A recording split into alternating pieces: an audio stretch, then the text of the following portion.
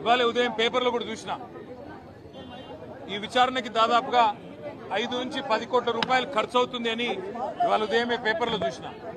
అందుకే ముఖ్యమంత్రి రేవంత్ రెడ్డికి నేను ఒక మాట చెప్పదలుచుకున్నాను.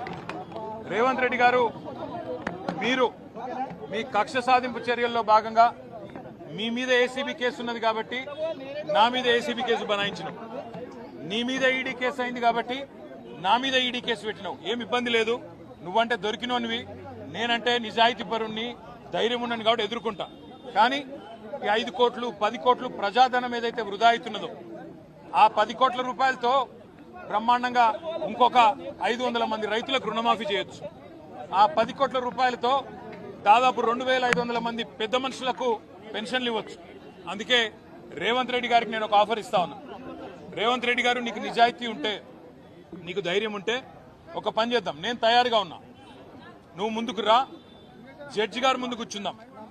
ఏసీబీ జడ్జి అయినా, హైకోర్టు న్యాయమూర్తి గారైనా, లేదా మీకు ఇష్టమైన న్యాయమూర్తి ఎవరి ముందైనా కూర్చుందాం. మీ మీద ఏసీబీ కేసు ఉంది, నా మీద ఏసీబీ కేసు ఉంది. నీ మీద ఈడీ ఛార్జ్ షీట్ చేసింది, నా మీద ఈడీ విచారణ జరుగుతున్నది. మీరు మొత్తం ఈ టీవీలు అన్నీ ఉన్నాయి కదా, మొత్తం మీడియా ఉంది కదా, లైవ్ టీవీ పెట్టండి. నేను రేవంత్ రెడ్డి గారు ఇద్దరం కూర్చుంటాం న్యాయమూర్తి ముంగట. మీరు ఏ ప్రశ్నను అడగండి కేసుకు సంబంధించి, ఆయన కేసు నా కేసు. ఇద్దరికి లై డిటెక్టర్ పరీక్ష పెట్టండి. ఇద్దరికి కూడా లై డిటెక్టర్ పరీక్ష పెట్టండి. మొత్తం రాష్ట్ర ప్రజలందరూ చూస్తుండగా ఒక 50 లక్షలు 20 లక్షల రూపాయలు ఒడిసిపోతుంది. లేకపోతే ఈ 10 కోట్ల రూపాయలతోని అనవసరంగా ప్రజాధనం దుర్వినియోగం అయ్యే విధంగా, ఇంతమంది ఉన్నతాధికారుల టైం వేస్ట్ అయ్యే విధంగా, ఇంతమంది మీడియా సంస్థల టైం వేస్ట్ అయ్యే విధంగా ఈ కక్ష సాధింపు విచారణ మంచిది కాదు. నేను రెడీగా ఉన్న రేవంత్ రెడ్డి, నీకు ధైర్యం ఉంటే ముందుకు రా.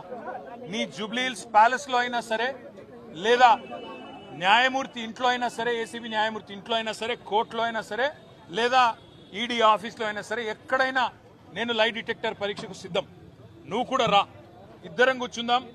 దొంగెవరో, ఎవరేందో, ఎవరి నిజాయితీ ఏందో రాష్ట్రం మొత్తం చూస్తుంది. నీకు ధైర్యం ఉంటే వెంటనే నిర్ణయం తీసుకో. డేట్ నువ్వే చెప్పు, టైం నువ్వే చెప్పు, ప్లేస్ నువ్వే చెప్పు, నేను వస్తా. నిజాయితీగా నా చేయిస్తా. నువ్వు లై డిటెక్టర్ పరీక్ష పెట్టి నువ్వు కూడా పెట్టుకొని కూర్చో. ఎవరు ఏందో రాష్ట్ర ప్రజలకు తేలుతుంది. సరే.